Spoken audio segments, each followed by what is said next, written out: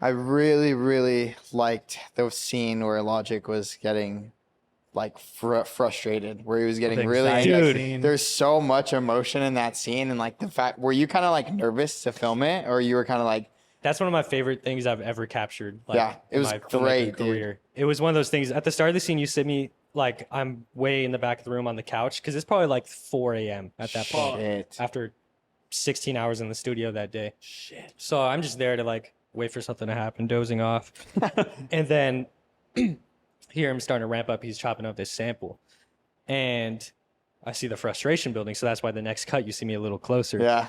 And I've never seen Bod like this at all. Just expressing frustration in such an outward way. He's a very chill guy. But I see him start to yell. And I'm like, oh shit. And in this moment, I'm like, this is legendary footage. This is gold.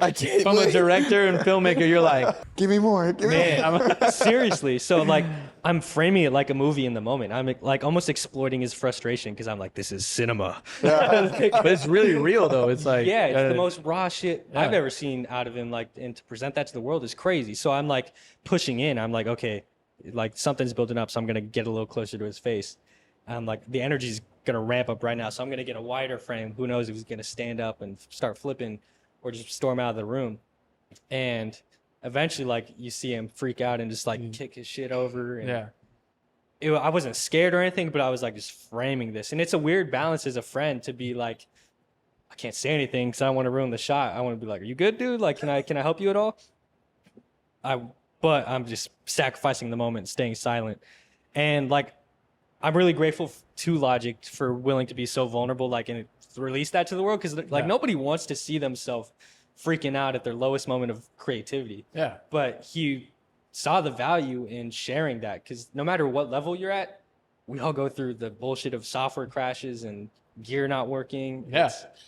And that's why it's so inspiring to me to share that. And then in the hallway, he was like talking about like, shit, I've been with Def Jam for 10 years. And now he's like, he was kind of like, it seemed like he was like overthinking it. He was like, shit, I'm going to be on my own now.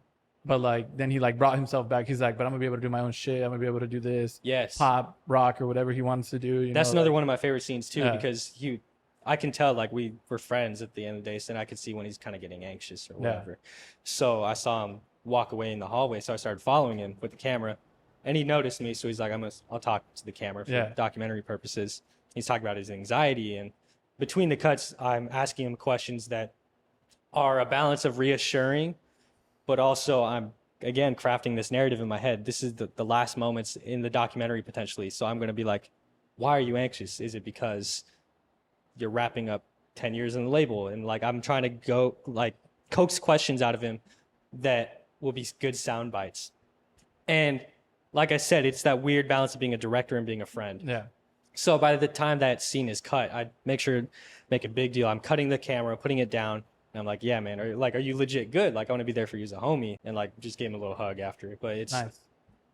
It's one of those things as far as a relationship with an artist to make him comfortable enough to share things like that. And not feel like a performance to the camera. Like he's really just talking to me as a friend about his thoughts regarding the whole thing.